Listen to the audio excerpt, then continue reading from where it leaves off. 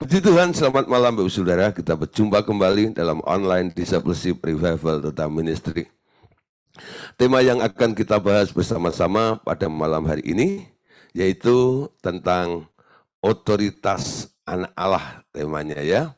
Jadi setelah kita mempelajari tentang definisi iman dan bagaimana hidup oleh iman serta pengakuan iman, malam hari ini kita akan melihat sebagai anak Allah, kita ini punya otoritas ya. Kenapa kita punya otoritas? Nah saudara, ini semua ditentukan. Orang punya otoritas kalau di dunia sekuler, di dunia ini ya, itu kan tergantung. Semakin posisinya tinggi, otoritasnya semakin tinggi juga. Men. Jadi yang punya posisi tinggi, dia akan memiliki otoritas atas yang posisinya ada di bawahnya, betul? Sehingga orang dunia itu mencoba untuk meraih, kalau bisa ada di pucuk pimpinan seperti itu, lalu membawai banyak hal di situ. Kenapa? Posisi seseorang itu nanti akan menentukan seberapa besar, seberapa tinggi otoritasnya. Ya, nah saudara, di dalam kerajaan Allah sama, ya. Ada otoritas. Kenapa kita dijadikan anak Allah?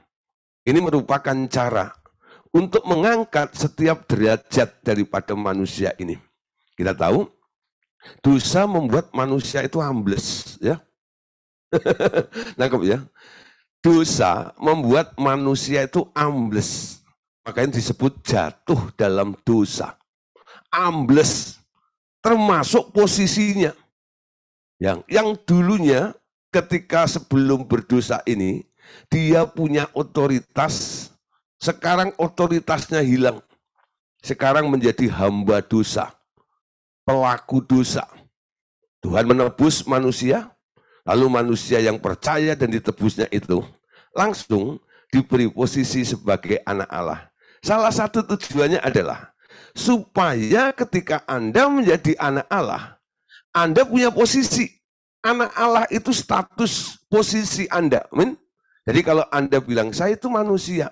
Apalagi kalau manusia lemah, manusia kekurangan, manusia yang nggak berdaya dan sebagainya. Itu menunjukkan posisi Anda itu kan di bawah sekali gitu ya. Tapi kalau Anda bisa berkata, aku adalah anak Allah. Apa sih yang sebenarnya Anda pikirkan ketika Anda sedang berkata, aku adalah anak Allah? Ya, kalimat atau perkataan statement yang Anda nyatakan ini, itu bukan hanya untuk keren-kerenan, bukan ya. Tapi ini merupakan satu tekad, satu pengakuan yang Anda angkat. Aku ini anak Allah. Aku ini punya posisi. Ya, anak pejabat nih contoh gitu ya. Nanti kalau ditangkap polisi atau ditilang di tengah jalan gitu ya. Nah, nanti supaya lolos dari jeratan hukum gitu, kadang-kadang mereka bilang, aku ini anaknya pejabat apa seperti itu ya. Nah, anaknya apa itu ya. Nah, sekarang Anda bilang nih, aku anak Allah. Ya. Ketika Anda bilang aku anak Allah ini, Anda harus berpikir, aku ini bukan orang lemah, tapi aku punya posisi, dan karena posisiku sebagai anak Allah ini, aku sekarang punya otoritas. Amin. Nah, saudara, sebenarnya siapa sih yang pertama kali punya posisi ya sebagai anak Allah yang sejati itu siapa? Sekarang kita lihat dulu ya. Apa yang terjadi dengan Tuhan kita Yesus Kristus? Ternyata Tuhan Yesus itu juga punya posisi loh saudara. Ya, ada yang disebut posisinya Tuhan Yesus. Mari kita lihat ya. Setelah Tuhan Yesus menyelesaikan tugasnya di bumi dan di alam maut, karena ketika dia mati 3 hari, dia turun ke alam maut juga, betul? Itu juga dalam rangka tugas juga.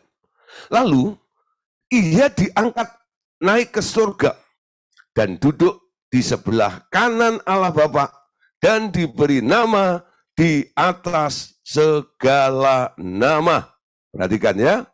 Ini posisinya Tuhan Yesus setelah selesai melakukan atau melaksanakan tugasnya di bumi dan di alam maut, setelah dibangkitkan lalu diangkat naik, diberi posisi duduk di sebelah kanan Allah Bapa dan langsung diberi nama di atas segala nama. Ayatnya di mana?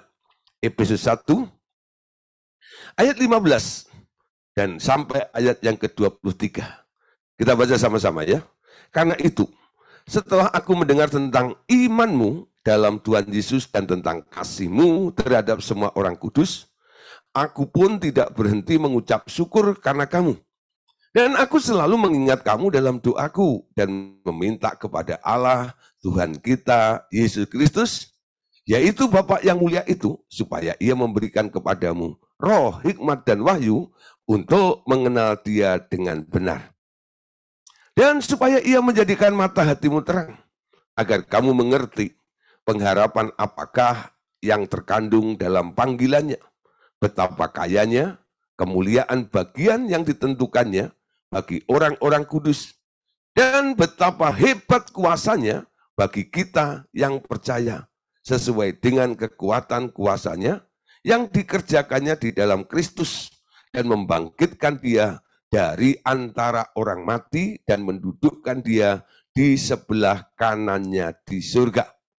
Jauh lebih tinggi dari segala pemerintah dan penguasa dan kekuasaan dan kerajaan. Ya, jadi, dan tiap-tiap nama yang dapat disebut, bukan hanya di dunia saja, perhatikan, melainkan juga di dunia yang akan datang. Dan segala sesuatu telah diletakkan di bawah kaki Kristus, dan dia telah diberikannya kepada jemaat sebagai kepala dari segala yang ada. Jemaat yang adalah tubuhnya, yaitu kepenuhan dia yang memenuhi semua dan segala sesuatu.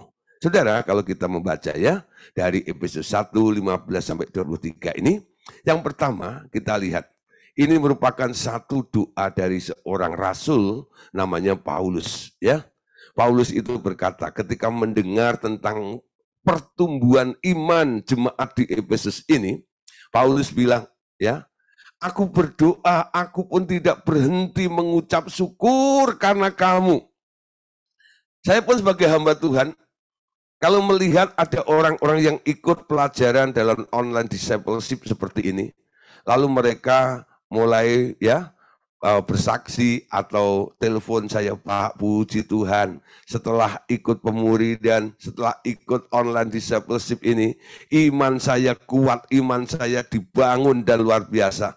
Dulu saya kalah dengan keadaan, dulu saya kalah dengan perasaan saya, tapi sekarang saya boleh bangkit. Mendengar seperti itu ya, iman yang bertumbuh itu, saya sebagai pengajar, sebagai hamba Tuhan, saya mengucap syukur. Nah, saya mengerti apa yang dialami oleh Paulus itu. Paulus berkata, aku tidak berhenti mengucap syukur karena kamu, dan aku selalu mengingat kamu dalam doaku. Amin. Jadi orang-orang yang sudah bersaksi, imannya mulai tumbuh. Saya sebagai seorang hamba Tuhan, saya terus berdoa buat Bapak Ibu Saudara, supaya apa? Iman yang sudah mulai tumbuh dalam hidup Anda itu, boleh semakin tumbuh lagi, dan semakin besar lagi, ya, dan semakin tinggi iman Anda. Itu merupakan harapan bagi kami semuanya, sebagai hamba Tuhan, bagi para pengajar. Supaya apa? Karena iman itu kan timbul dari pendengaran, ya. Jadi tugas saya hanya menaburkan berita, lalu Anda meresponnya, berita itu boleh Anda terima dan hidup di dalam Anda. Dan Anda mulai bertumbuh seperti itu. Paulus sangat bangga dan mengucap syukur atas perkara itu. Nah, saudara, lalu Paulus itu berdoa begini. Ya, karena dia merasa bersyukur atas pertumbuhan iman jemaat itu. Dalam ayat yang ke-17, kalau Anda lihat ya, saya tampilkan sekali lagi di sini. Ayat 17, dan meminta kepada Allah Tuhan kita Yesus Kristus, yaitu Bapa yang mulia itu, supaya ia memberikan kepadamu roh, hikmat, dan wahyu untuk mengenal dia dengan benar. Nah, saudara, jadi itu merupakan hal yang bisa menunjang, menumbuhkan iman Anda itu bukan hamba Tuhan. bukan saya. Tapi apa? Pengalamanmu bertemu dengan Tuhan. Sehingga dibutuhkan yang namanya roh, hikmat, dan wahyu. Jadi setiap ada peristiwa, masalah yang terjadi di dalam kehidupan Anda, bukan saya sebagai hamba Tuhan yang harus menyelesaikan masalah Anda, bukan. Anda dengan Tuhan, nanti Anda akan punya hikmatnya. Amin. Untuk apa? Untuk bisa menang dari setiap persoalan, untuk bisa menyelesaikan setiap masalah tersebut. Tugas hamba Tuhan hanya apa? Berdoa supaya muncul namanya hikmat itu. Itu yang diminta oleh Paulus. Supaya roh hikmat dan wahyu itu turun atas jemaat itu. Supaya mereka boleh mengenal Tuhan dengan benar. Amin. Nah, doa yang kedua yang dilakukan oleh Paulus adalah minta supaya setiap jemaat itu diterangi mata hatinya. Amin.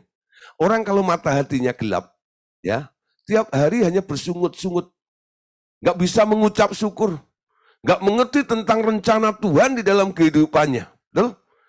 Tapi kalau mata hatinya terang, dia melihat tentang pengharapan yang terkandung di dalam panggilannya, bahkan dia akan mengerti betapa kayanya kemuliaan bagian yang ditentukannya bagi orang-orang kudus. Dan betapa hebat kuasanya bagi kita yang percaya sesuai dengan kekuatan kuasanya yang dikerjakannya di dalam Kristus. Nah, ayat yang ke-20 ini kita bisa mengerti ya tentang Yesusnya. Kalau di atasnya itu doanya Paulus. Sekarang bicara tentang posisi Yesus. Kita bisa nangkep di ayat 20 ini, saudara. Ya, yang dikerjakannya di dalam Kristus dengan membangkitkan dia dari antara orang mati dan mendudukkan di sebelah kanannya di surga.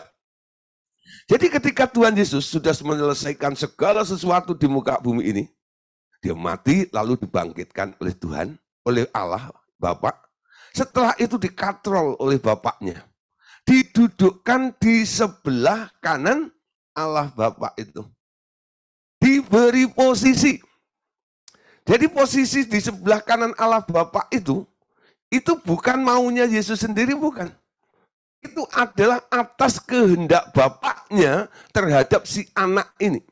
Anak yang telah disuruh ke dunia melakukan misi Bapaknya dan dia taat sempurna ada di dunia ini, lalu dikatrol, lalu diberi posisi sebagai anak Allah yang duduk di sebelah kanan Allah Bapa dan diberi nama di atas segala nama. Sehingga setiap lutut boleh bertelut dan setiap lidah mengaku Yesus adalah Tuhan. Ini posisi yang luar biasa, saudara. Segala nama akan tunduk. Semua di bawah daripada otoritas si anak Allah atau Tuhan Yesus yang diberi tempat duduk di sebelah kanan Allah Bapa itu. Amin. Coba lihat ayat lain dalam Ibrani pasal 10 ayat 12. Ibrani 10 ayat yang ke-12. Coba lihat di sini ya. Ini masih posisinya Tuhan Yesus.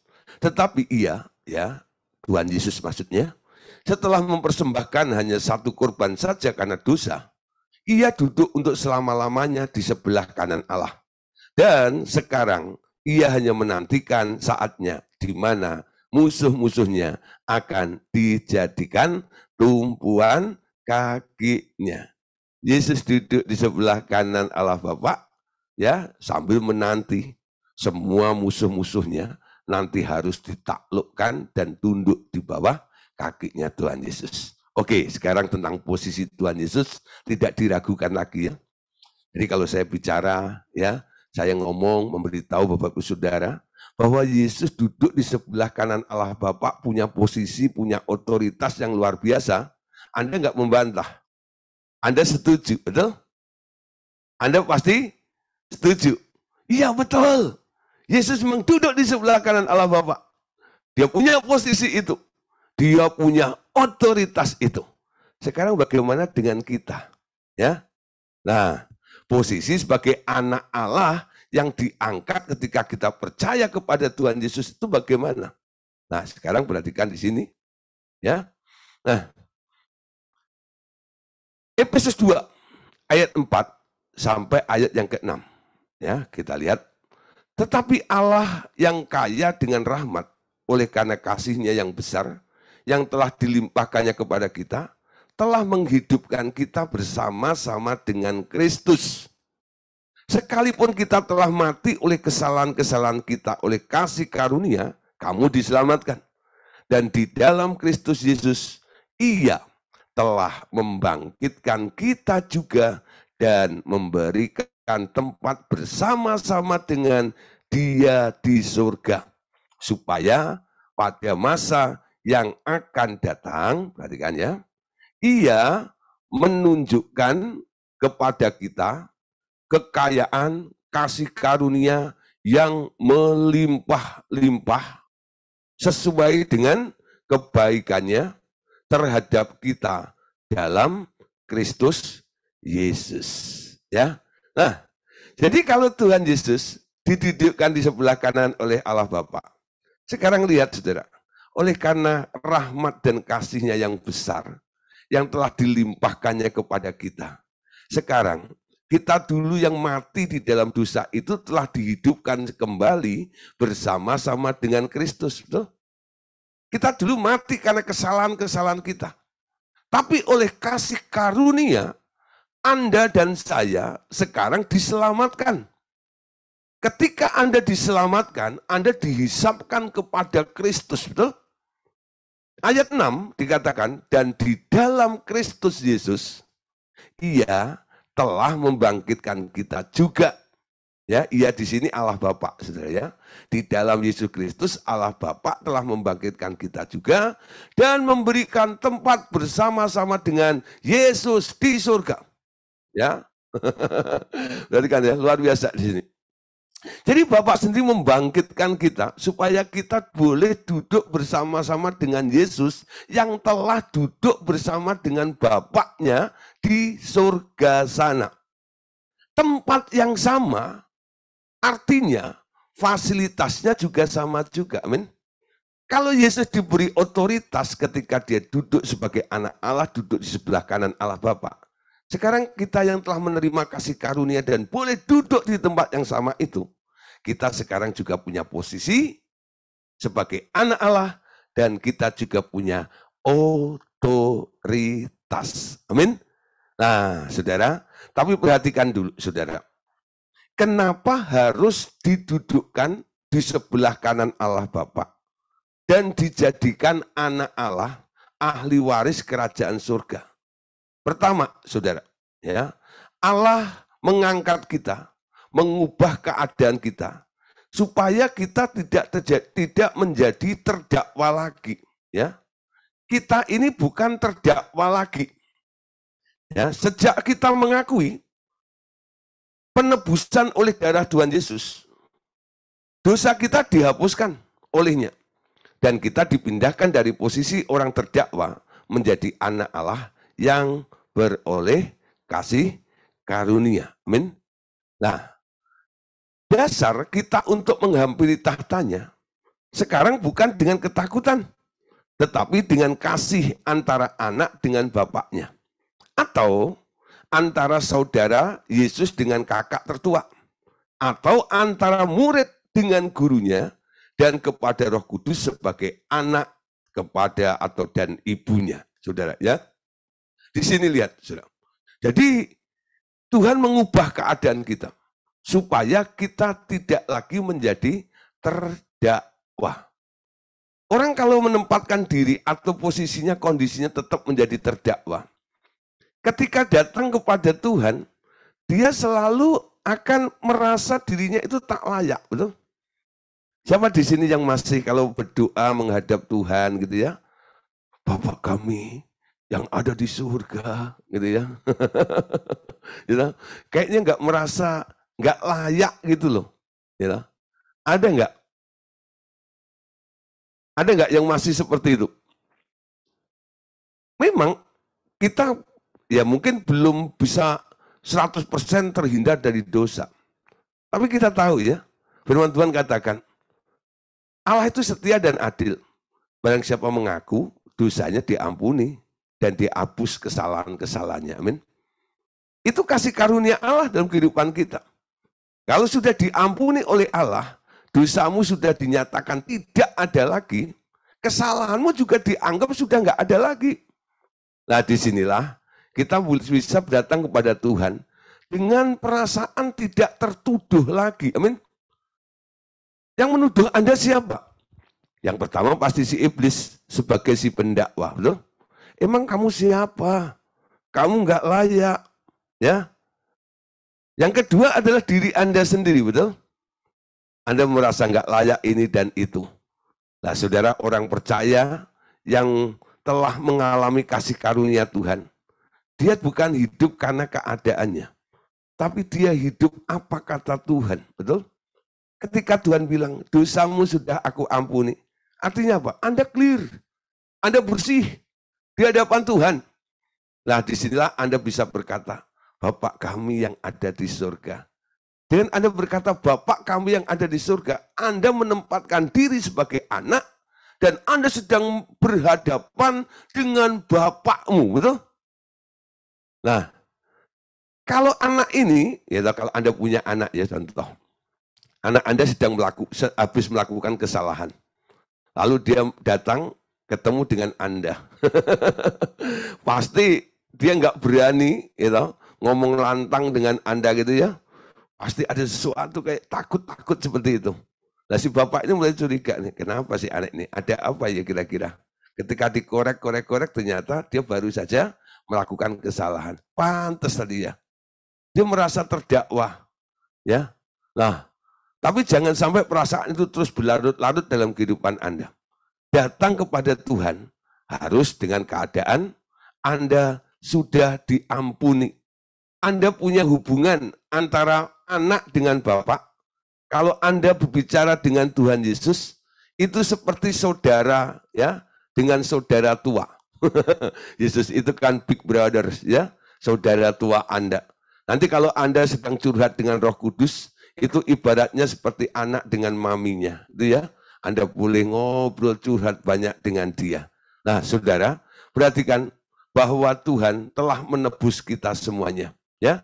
Dalam ayat Kolose 2 ayat 13 di sini dikatakan, kamu juga meskipun dahulu mati oleh pelanggaranmu dan oleh karena tidak disunat secara lahiriah, telah dihidupkan Allah bersama-sama dengan Dia sesudah Ia mengampuni segala pelanggaran kita dengan menghapuskan surat hutang yang oleh ketentuan-ketentuan hukum mendakwa dan mengancam kita, dan itu ditiadakannya dengan memakukannya pada kayu salib. Ya, saya sering kadang-kadang tanya kepada beberapa jemaat, apalagi kalau eventnya itu pas musim bulan-bulan Paskah gitu ya, mendekati Paskah atau setelah Paskah atau pas Paskahnya gitu. Nah itu kan banyak orang cerita tentang Golgota, tentang salib dan sebagainya. Ya, salah satu pertanyaan yang saya sering tanyakan kepada mereka begini, saudara, apakah Anda tahu, apa kira-kira menurut Anda yang ditulis di kayu salib ketika Tuhan Yesus dipakukan atau disalibkan di atas kayu salib itu? Kebanyakan, banyak orang itu jawabnya secara umum, ya ini Pak, sama orang Yahudi itu ditempel tulisan, INRI, inilah raja orang Yahudi, gitu ya. Wah, pakai bentuk olok-olokan gitu, dipasang di sana, INRI seperti gitu, ya. Tapi saudara, kalau Anda membaca tadi dari Kolose 2 ayat 13 tadi, Anda di sini bisa mendapat penjelasan yang lebih baik lagi ya. Dengan menghapuskan surat hutang yang oleh ketentuan-ketentuan hukum dan mendakwa dan mengancam kita, dan itu ditiadakannya dengan memakukannya pada kayu salib. Jadi di kayu salib itu ada apa lagi? Selain tulisan INRI itu, ada surat hutang yang dipakukan di atas kayu salib sana, Lalu dengan darahnya, Yesus itu tanda tangan alias teken di bawah semua surat hutang yang dipakukan di atas kayu salib itu. Lalu Yesus teken, lunas. Lunas. Amin. Lunas. Jadi apa yang dilunaskan? Semua bentuk surat hutang Anda. Ya. Baik itu hutang dosa maupun hutang duit. Dilunasin oleh Tuhan Yesus di sana itu. Ya. Jadi orang berdosa itu punya hutang tuh. Hutang apa? Hutang nyawa dengan si iblis. Nah, dibayar dengan darahnya Tuhan Yesus. Surat hutang tuntutan si iblis itu diteken lunas. Ketika si iblis itu mencoba untuk menagih hutang Anda bilang, kan udah dibayar Yesus. Kan udah lunas, betul? Kalau Anda mengetahui bahwa semua hutangmu telah dibayar oleh Tuhan Yesus, dan dia bilang, lunas. Nggak ada lagi tuntutan-tuntutan dalam hidup Anda, bukan? Anda bukan terdakwa lagi. Anda punya status yang kuat sekarang sebagai anak Allah yang telah dimerdekakan dari segala perkara. Bentuk apapun yang menuntut Anda bisa bantah itu. Itu bukan aku. Karena apa? Semuanya telah ditanggung dan dibayar oleh Tuhan Yesus. Roma 8 ayat 33. Siapakah yang akan menggugat orang-orang pilihan Allah? Allah yang membenarkan mereka. Siapakah yang akan menghukum mereka? Kristus Yesus yang telah mati, bahkan lebih lagi yang telah bangkit, yang juga duduk di sebelah kanan Allah, yang malah menjadi pembela bagi kita. Ya. Jadi kalau ada makhluk apapun juga, oknum apapun juga, yang mau bersikeras untuk ya mendakwa Anda, nanti Tuhan Yesus akan menjadi pembela Anda. Paulus itu bilang, siapakah yang akan menggugat orang-orang pilihan Allah? Allah yang telah membenarkan mereka itu. Kalau ada yang mencoba untuk terus mendakwa orang-orang yang telah dibenarkan oleh Allah itu, Yesus akan muncul sebagai apa? Sebagai pembela kita, ya. Nah, saudara, saya mau berikan ilustrasi tentang pengampunan ini seperti gini loh. Supaya Anda tidak terus-menerus didakwa oleh iblis atau oleh dirimu sendiri, dan Anda terus merasa diri Anda itu tak layak karena menjadi orang berdosa gitu. Padahal dosamu sudah diampuni.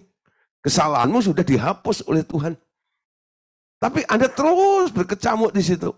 Aku nggak layak, didakwa terus seperti itu. Ya, saya beri ilustrasi seperti ini ya.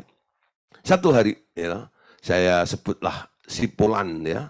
Si Polan itu satu hari ya, dia nyolong mangga gitu ya. Nyolong mangga tetangganya gitu. Lah, lalu akhirnya dia dituntut, saudara, ya. Karena dia nyolong mangga itu, pemilik mangganya itu menuntutnya, ya, menuntutnya. Lalu dibawalah ke pengadilan. Ya, di pengadilan itu ada apa? Ada hakim, ada jaksa, betul? Nah, tapi ada juga pembela dong. Pembelanya siapa? Pembelanya si Polan ini juga ya, sebagai pengacaranya di situ. Nah, saudara, mereka beradu argumentasi sampai nanti akhirnya hakim yang akan memutuskannya. Ya, tuntutannya jaksa berapa tahun? Nanti tergantung nih, itu hanya usulan daripada si jaksanya. Nanti hakimnya yang mengetok palu dan dia menentukan si Polan itu akan dihukum berapa lama, berapa bulan atau berapa tahun seperti itu. Di alam roh sama, saudara. Ya, nah ternyata ketika manusia itu jatuh dalam dosa, si iblis dengan segera menuntut manusia itu. Ya, dan iblis itu melihat manusia yang berdosa ini, ketika manusia itu berdoa kepada Allah, dan Allah mau menjawab doanya, iblis bilang, nggak boleh diberkati. Orang berdosa nggak boleh diberkati. Kan ada ayatnya, yang menjadi pemisah antara engkau dan Allahmu adalah segala dosa dan kejahatanmu. Dia orang berdosa, nggak pantas diberkati, nggak pantas ditolong, dan sebagainya. Ya, nah itu juga bunyi dalam diri Anda, bukan? Apakah saya pantas diberkati, apakah saya pantas ditolong, dan sebagainya. Nah, apalagi si iblis dengan gencar, dia menuntut Allah tidak boleh memberkati orang yang berdosa itu. Ya, tapi saudara, orang yang berdosa ini satu hari ketemu dengan Tuhan Yesus sebagai pembelanya, sebagai pengacaranya. Lalu dia mengaku, dan Tuhan Yesus memberikan nyawanya mengampuni dosa orang itu. Semua catatan dosa itu dihapuskan oleh Tuhan Yesus. Dan Tuhan Yesus bilang, walaupun dosamu merah seperti krimisi, ya, akan putih ya seperti salju. Artinya nggak ada lagi. Karena apa? Aku sudah ampuni. Satu hari orang berdosa ini, yang mantan orang berdosa ini, ya, yang dulu pernah berdosa yang sudah diampuni ini berdoa kepada bapaknya. Bapak mau kasih berkatnya. Si iblis coba sabotase lagi. Nggak boleh. Ya, tetap dijadikan terdakwa oleh si iblis itu. Ya. Nah, lalu si pembela itu langsung menengahi antara si terdakwa ini dan yang mendakwanya. Apa kamu bilang? Dia nggak pantas dapat berkat? Iya. Tidak, dia pantas dapat berkat. Tapi dia kan orang berdosa. Ya, si pembela bilang begini, tidak, dia bukan orang berdosa. Dia orang benar. Dia orang benar. Mataku sendiri melihat dia pernah berbuat dosa. Tapi si pembelanya tetap ngotot. Tidak, dia tidak pernah berbuat dosa. Kalau kamu ngotot bahwa dia orang berdosa, sekarang tunjukkan buktinya. Lalu si iblis yang menuntut atau mendakwa orang yang pernah berdosa ini, ya, dia panggil malaikat. Ya, malaikat yang punya tugas mencatat tentang hal baik dan buruk yang jahat dari orang ini. Tolong buku catatannya. Bawa ke sini. Dibuka, dibolak-balik gitu ya. Dilihat gitu ya. Ada atau tidak? Pas tanggal itu, jam itu, loh, kok catatannya kosong ya? Kok nggak ada ya? Si pendakwa itu, si iblis tanya pada malaikat, kat, ya kan nggak enak, kalau bilang mal gitu kan nggak enak ya, kat gitu ya, ya. Kamu lupa nulis ya? Kamu lupa nulis ya? Enggak. Jangan-jangan kamu kemarin ketiduran. Mana ada malaikat tidur? Ya, siang malam dia berjaga. Nggak bakal lupa ini. Tapi kok nggak ada catatannya? Ya pokoknya begitu keadaannya. Ya, karena si iblis tidak punya alat bukti untuk mendakwa lagi, akhirnya iblisnya pergi. Nggak bisa mendakwa orang yang dulu pernah berdosa, tapi sudah dibenarkan dan diampuni oleh Tuhan ini. Ya, ketika iblisnya sudah pergi, Allah Bapa tanya kepada si Tuhan Yesus. Ya, jadi lagunya ada Bapa bertanya pada anaknya gitu ya. Allah Bapa tanya pada Tuhan Yesus, "Nah, ini gimana kejadiannya?" Lalu Tuhan Yesus dengan senyum dia bilang gini, "Memang ya, orang ini dulu pernah berbuat dosa. Tapi dia percaya dan minta ampun kepada saya. Darahku menghapus, menyucikan, melenyapkan semua catatan dosanya." Itu definisi atau pengertian dari dibenarkan. Sehingga ayat Roma 8 ayat 33 itu berkata, siapakah yang menggugat orang pilihan Allah? Allah yang telah membenarkan mereka. Siapa yang akan menghukum mereka? Kristus Yesus telah mati, bahkan lebih lagi yang telah bangkit, yang juga duduk di sebelah kanan Allah, yang malah menjadi pembela bagi kita. Amin. Berhenti menjadi orang yang merasa diri Anda terus sebagai terdakwa. Amin. Berhenti. Nah, kalau perasaan itu terus bunyi, coba ya Anda lakukan pertama, ngaku dulu di hadapan Tuhan. Tuhan, ampuni dosa saya. Ketika Anda minta ampun kepada Tuhan, setelah diampuni, Anda jangan berpikir sebagai orang yang telah berbuat dosa lagi. Yang pernah berbuat dosa. Jangan berpikir seperti itu. Anda mempercayai karya Tuhan di dalam hidup Anda. Bahwa dosaku sudah diampuni. Amin. Lepas dari tuntutan, lepas dari perasaan bersalah, Anda tidak menjadi terdakwa lagi. Amin. Jadi punya posisi sebagai anak Allah.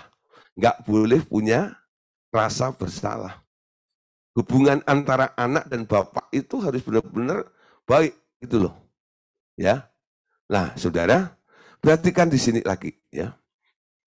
Sebagai anak Allah, ya, di sini ada namanya compassion atau belas kasihan. Belas kasihan Allah telah diberikan kepada orang beriman dengan jalan mengirim anaknya. Disuruhnya mati di kayu salib untuk mengampuni dosa kita.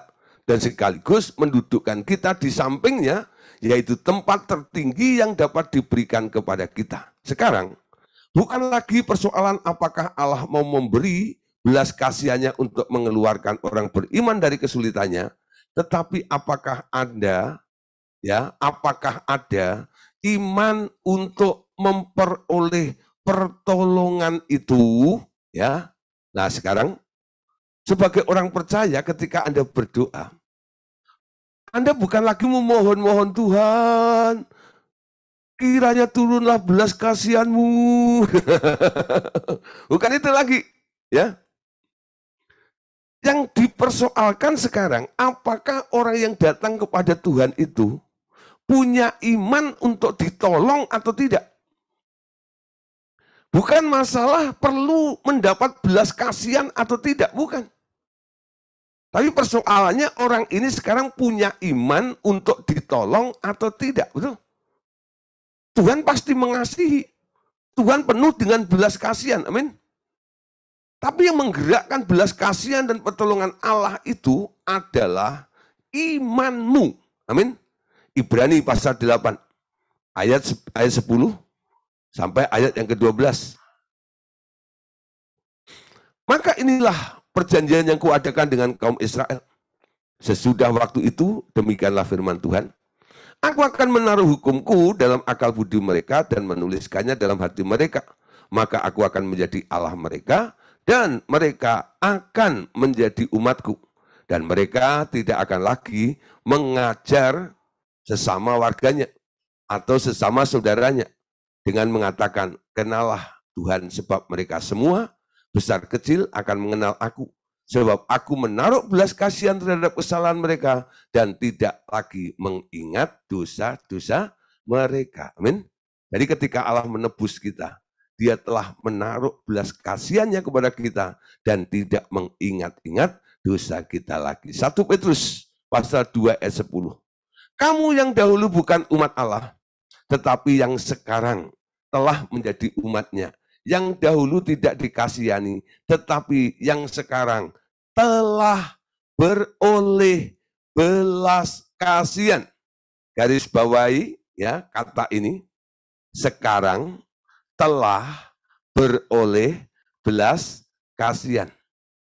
Kalau Anda sudah memperoleh belas kasihan, lalu Anda minta terus belas kasihan itu, artinya apa? Anda nggak ngerti apa yang telah Tuhan lakukan dalam kehidupan Anda, bukan? Apa yang Anda minta, apa yang Anda mohonkan kepada Tuhan, sebenarnya telah diberikan kepada Anda. Belas kasihan itu sudah diberikan kepada Anda. Kapan? Ketika Anda ditarik masuk menjadi umatnya. Amin. Ketika Anda bukan umatnya, memang Anda tidak dikasihani. Tetapi ketika Anda telah menjadi umatnya, menjadi miliknya, Anda adalah orang yang dikasihani, yang sekarang telah beroleh belas kasihan. Amin. Nah, sekarang persoalannya, kalau dihubungkan dengan doa-doa kita. Kalau kita ini orang yang telah mendapat belas kasihan daripada Allah, kenapa doa saya enggak dijawab, Pak? Saya sudah bertahun-tahun berdoa. Sehingga saya sampai memohon, Tuhan tolong belas kasihan-Mu. Lihatlah keadaan kami. Ya. Nah, kenapa Anda sampai berkata seperti itu? Karena apa yang Anda doakan kok enggak muncul-muncul juga, bukan? Sehingga Anda pasang muka. Muka apa? Muka yang supaya dikasihani oleh orang yang ada di depan Anda. Muka memelas. Betul nggak ya? Lalu Anda menghina-hina diri Anda sendiri ya di hadapan Tuhan. Lalu Anda berkata tentang banyak kekurangan Anda di hadapan Tuhan. Tujuannya apa? Supaya Tuhan itu kasihan dengan Anda gitu kan. Firman-Nya sudah katakan, sejak Anda dipilih, Anda telah mendapatkan kasih itu. Belas kasihan itu telah diberikan kepada Anda. Belas kasihan yang terbesar apa? Diturunkannya anaknya yang tunggal. Dijadikan tumbal di dunia ini. Untuk apa? Untuk menolong, memenuhi semua bentuk tuntutan si iblis kepada manusia. Sudah di-cover semuanya oleh Tuhan Yesus. Itu salah satu bentuk. Ya, dari belas kasihan Allah yang sangat besar. Makanya Yohanes 3:16 itu dimulai dengan kata, karena begitu besar kasih Bapa akan dunia ini, betul? Sehingga ia mengaruniakan anaknya yang tunggal. Amin. Sudah diberikan kepada kita. Kita dipindahkan daerah, dari daerah maut ke dalam daerah hidup. Itu bentuk belas kasihannya, betul? Kenapa? Allah berpikir, kalau Anda terus ada di daerah maut, setiap hari Anda akan ditelan oleh maut, bukan? Anda akan berjuang, berperang terus dengan maut itu. Tapi orang-orang yang percaya, lalu dievakuasi, dipindahkan ke dalam kerajaan anaknya yang kekasih. Di situ Anda boleh melihat banyak fasilitas yang ada di tempat itu. Betul? Nah, tapi si iblis kadang-kadang, dia menjerat mindset Anda, bukan? Sehingga Anda nggak sadar menjadi orang yang telah dipilih dan telah mendapatkan belas kasihan. Amin. Jadi kalau berdoa menghadap Bapak, jangan lagi Anda itu memohon belas kasihan seperti itu loh. Anda mulai yakin, mengerti, aku anak Allah. Aku diberi posisi sama seperti Yesus. Aku telah mendapatkan belas kasihan. Aku bukan terdakwa lagi. Amin. Nah, prinsip-prinsip ini harus kuat. Karena apa? Ini merupakan bekal atau senjata ketika iblis mulai mengungkit-ungkit Anda untuk menarik Anda turun ke level bawah lagi. Anda bisa bilang, aku bukan terdakwa lagi. Aku tidak butuh belas kasihan. Karena aku telah menerima belas kasihan dari Bapa melalui Tuhan Yesus di dalam diri saya. Karena aku adalah anak Allah. Orang-orang pilihan Allah. Amin. Nah, kalau doa Anda belum dijawab, ternyata Tuhan Yesus bilang begini. Dalam Lukas pasal 18, ayat 7 sampai ayat yang ke-8. Ya, ayat yang ke-8. Perhatikan.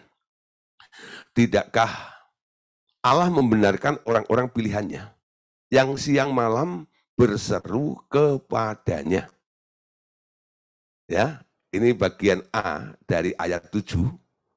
Tidakkah Allah membenarkan orang-orang pilihannya yang siang malam berseru kepadanya.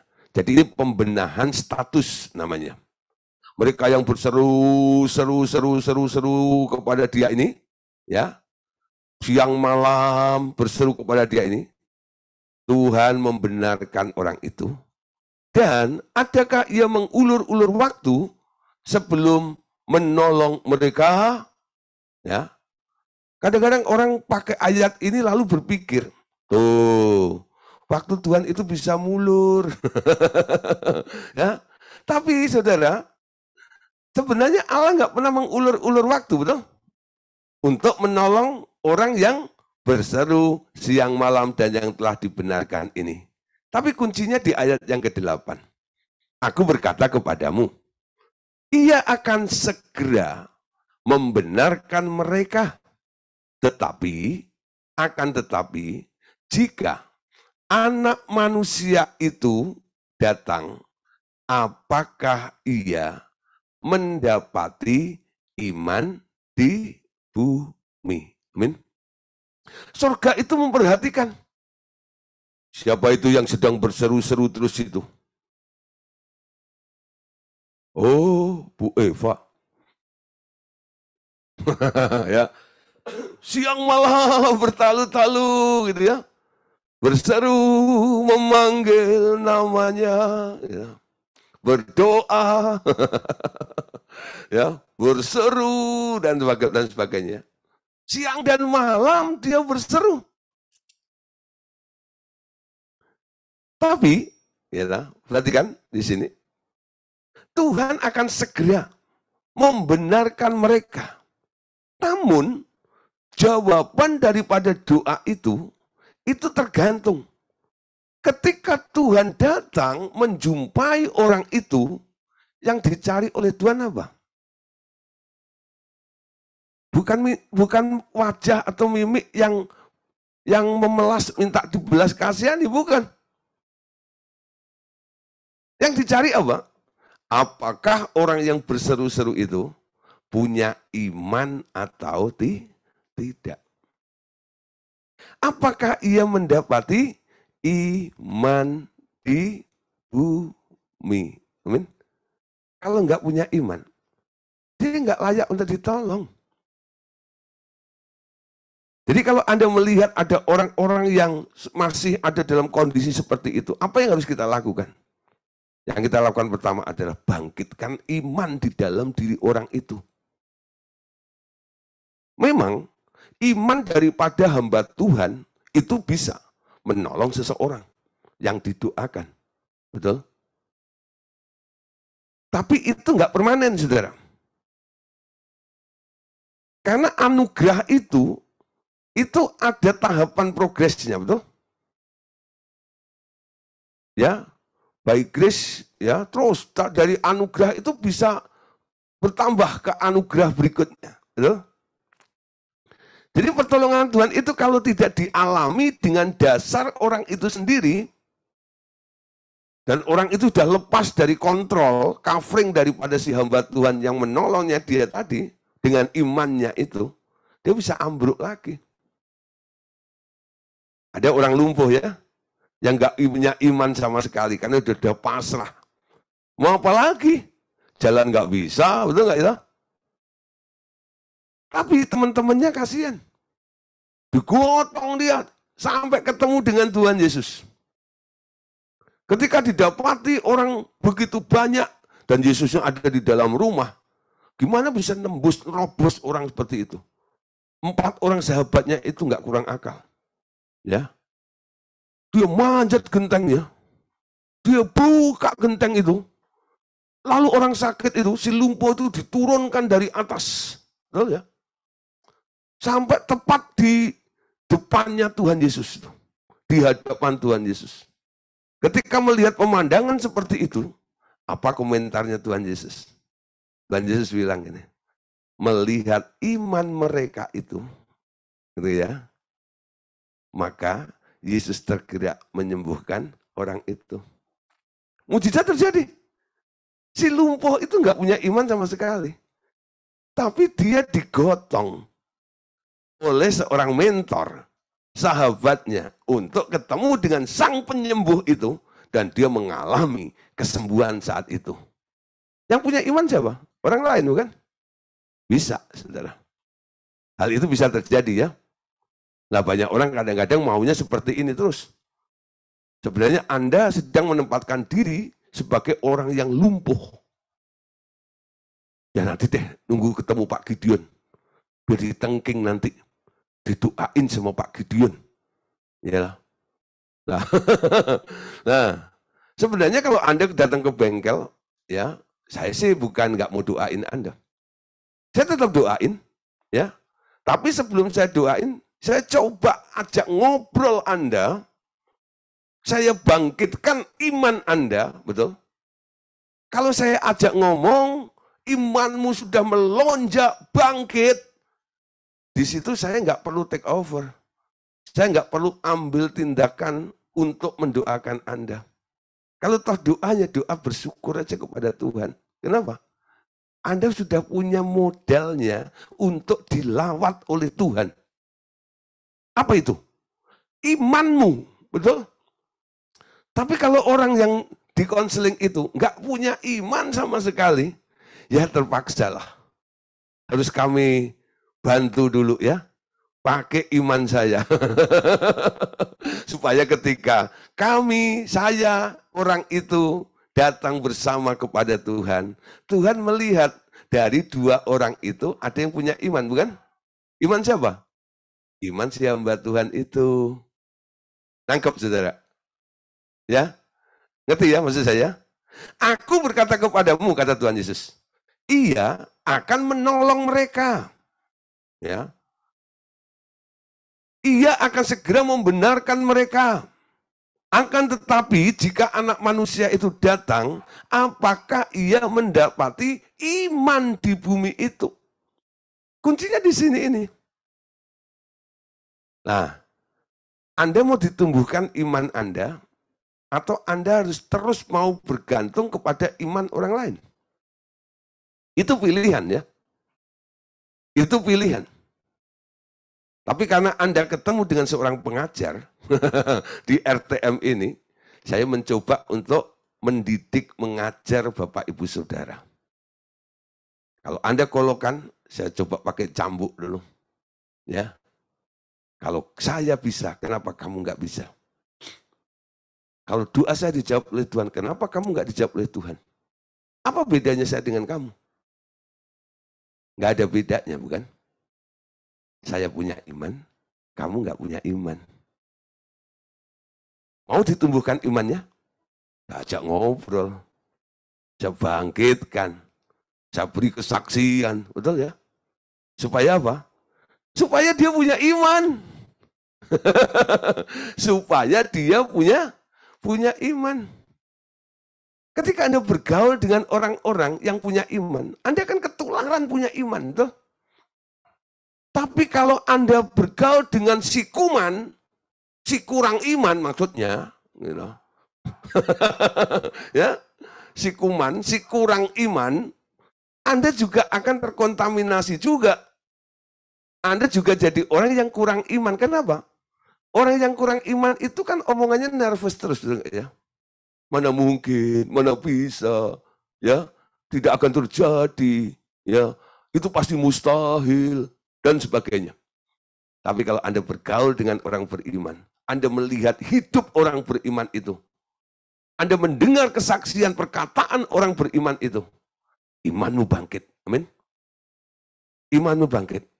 Beberapa orang yang datang ke bengkel, mereka ngerti, kenapa saya ajak ngobrol?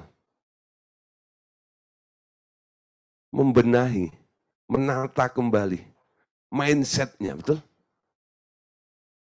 Lalu setelah saya ajak ngobrol gitu, nanti bilang, iya Pak ya, di sini saya miss, saya ngalamin kesalahan di sini. Saya belum mencoba berpikir seperti itu. Terima kasih Pak atas arahannya. Oke, selamat. Dan nanti saya lihat lagi bulan depan, ketika dibuka bengkel lagi. Apakah orang-orang yang pernah datang ke bengkel itu mengalami perubahan, mulai punya iman atau tidak? Nah, di sini penting. Karena ini modal. Anda nggak bisa ditolong oleh Tuhan kalau Anda tidak punya iman. Amin. Iman itu modalnya. Amin. Semua itu hanya kasih karunia Allah, saudara. Ya, menjadi anak Allah, punya posisi sebagai anak Allah, duduk di sebelah kanan Allah Bapa. Hidup Anda itu hidup dalam kasih karunia. Yang kita terima bukan hanya berkat-berkat, tetapi lebih dari itu, yakni kasih karunia atau anugerah. Sesuatu yang tak selayaknya kita terima, tetapi diberikan juga kepada kita. Itu namanya anugerah. Ada hal yang sebenarnya nggak layak untuk kita terima, namun akhirnya kita menerimanya. Itu grace, itu anugerah namanya. Contoh keselamatan. Ya, bagaimana Anda bisa menerima keselamatan itu? Anda mau bayar berapa? Tapi dia berikan dengan cuma-cuma. Amin. Nah, itu kasih karunia kepada kita semuanya. Yuk kita lihat beberapa ayat. Yohanes 1:16. Karena dari kepenuhannya kita semua telah menerima kasih karunia demi kasih karunia. Amin. Kasih karunia itu semakin besar dalam kehidupan Anda. Dimulai dari berkat, materi, terus naik. Anda akan mengalami banyak hal dengan Tuhan. Amin. Yohanes 1 ayat yang ke-17. Sebab hukum Taurat diberikan oleh Musa, tetapi kasih karunia dan kebenaran datang oleh Tuhan Yesus Kristus. Amin. Nah, jadi Taurat ya, itu tuntutan. Mata ganti mata, gigi ganti gigi, kamu harus melakukan ini supaya dapat ini. Hukum timbal baliknya ada. Tapi kasih karunia dan kebenaran itu datang oleh Yesus Kristus. Diberikan ketika Anda masih lemah, diberikan ketika Anda masih berdosa. Supaya apa? Supaya Anda bangkit bersama dengan Dia. Orang yang menerima kasih karunia, itu artinya hidup dalam pemeliharaannya, hidup di dalam bimbingannya, hidup di dalam pimpinannya. Untuk menutup malam hari ini, ya, nanti hari Senin kita akan lanjutkan berikutnya tentang otoritas anak Allah. Ada satu contoh tentang kasih karunia. Keluaran 33 ayat 16. Dari manakah gerangan akan diketahui bahwa aku telah mendapat kasih karunia di hadapanmu, yakni aku dengan umatmu ini. Bukankah karena engkau telah berjalan bersama-sama dengan kami, sehingga aku dengan umatmu ini dibedakan dari segala bangsa yang ada di muka bumi ini. Ya, nah, saudara, ketika Musa dipanggil oleh Allah untuk memimpin bangsa Israel ini, salah satu Tuhan itu berkata, "Hei Musa, engkau telah mendapatkan kasih karunia daripadaku." Ketika mendapatkan pernyataan itu, Musa itu jawab kepada Tuhan, ya, yang berfirman waktu itu, dari mana gerangan aku akan diketahui bahwa aku ini telah mendapat kasih karunia di hadapanmu. Ya, jadi Musa itu disuruh berjalan dengan 3 juta orang ini. Tuhan itu ngomong, Musa, bawa bangsa ini keluar dari Mesir. Nanti malaikat yang akan mendampingi perjalananmu. Kan banyak orang Kristen kalau berdoa kan begitu ya. Mau ke Bandung nih contohnya gitu ya. Bapak surgawi gitu ya. Minta berjuta-juta malaikat gitu ya. Untuk mengawal perjalanan kami. Ya. Dari Cepu sampai ke Bandung. Atau dari Blitar sampai ke Bandung gitu ya. Kiranya Tuhan, malaikatmu, gitu ya, nanti Anda bagi gitu ya, 1000 di kap mobilnya, gitu ya. Terus setiap ban kiri kanan, depan belakang, gitu ya, gitu ya. Nanti kalau macet malaikatnya disuruh dorong mobilnya, terus disuruh disuruh suruh dorong pantat mobil-mobil yang ada di depannya gitu ya. Ya, banyak yang doa begitu ya. Ya, jadi menggunakan fasilitas pelayanan malaikat gitu ya. Nah, memang itu bisa terjadi. Dan orang-orang melakukan seperti itu kan terinspirasi dan memang ada ayatnya bahwa malaikat-malaikat itu dijadikan pesuruh kan untuk melayani anak-anak Allah, betul ya.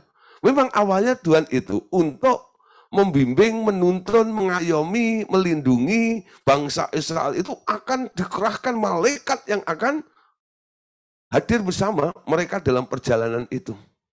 Namun Musa itu berkata, kalau aku ini mendapatkan kasih karunia daripadamu, yakni aku dengan umatmu ini, bukankah engkau berjalan bersama dengan kami? Jadi Musa itu menyimpulkan, mengambil poinnya. Orang-orang yang mendapat kasih karunia adalah orang yang berjalan dengan Allah, disertai dengan Allah. Amin. Tuhan ada di tempat di mana orang mendapatkan kasih karunia itu. Itu Musa ambil satu keputusan atau pengertian seperti itu ya. Kalau aku mendapatkan kasih karunia, bukan malaikat yang menyertai aku. Tapi engkau sendiri Tuhan yang menyertai aku. Kalau aku mendapatkan kasih karunia itu. Bukankah ketika Anda percaya Tuhan Yesus, Dia Anda undang masuk dalam hati Anda? Dia ada di dalam diri Anda, betul? Sehingga Anda bisa berkata, Immanuel, Immanuel, Allah serta dalam kita. Amin. Orang yang disertai Tuhan, Dia berjalan bersama dengan kita. Hasilnya apa? Musa tadi berkata, kalau engkau bersama-sama dengan kami, sehingga kami dan umatmu ini akan dibedakan dari segala bangsa dari yang ada di muka bumi ini. Ya, nah lagu ini pernah dibuat oleh Don Moon sebenarnya. Lalu diterjemahkan dalam bahasa Indonesia oleh Pak William Kauntu. Ya. Bila kau tak besertaku, ku tak mau berjalan, ku perlu engkau, pimpin langkahku. Ya? Nah, banyak orang maunya selonong boy, Tuhannya ditinggal. Tuh. Nanti kalau sudah apes, panggil-panggil Tuhan. Tuhan sini loh, ya. Tolong saya. Ya. Tapi pas meluncur, Tuhannya ditinggal. Mau disertai Tuhan enggak? Ya setiap saat, setiap hari, setiap waktu, betul ya? Orang yang mendapatkan kasih karunia itu setiap hari harus berpikir dia perlu Tuhan, betul? Setiap jam ya Tuhan, ku ya perlu engkau, amin. Setiap hari perlu Tuhan. Nah, dapat kasih karunia. Kalau orang yang hidup dalam kasih karunia, Musa yakin bahwa dia akan dibedakan dari bangsa-bangsa lain. Amin. Hidup dalam kasih karunia itu enak, saudara. Tapi terus jangan Anda tenggelam terus dalam kasih karunia itu, tidak bangkit untuk growing. Jadi kasih karunia itu sebenarnya adalah sarana untuk mengevakuasi Anda, melepaskan Anda dari kekuatan Anda sendiri untuk Anda berjalan ditolong oleh Tuhan. Setelah Anda ditolong oleh Tuhan, Anda mulai bertumbuh di dalam Tuhan. Amin. Nah, saudara, malam hari ini sampai di sini dulu. Hari Senin nanti kita akan ketemu lagi ya. Kita akan bicara tentang kerajaan tentang kerajaan imam. Nah, itu juga merupakan salah satu hal di mana kita memiliki otoritas ketika Tuhan memberikan jabatan imam itu kepada kita semuanya. Oke? Tuhan Yesus memberkati kita semuanya. Amin.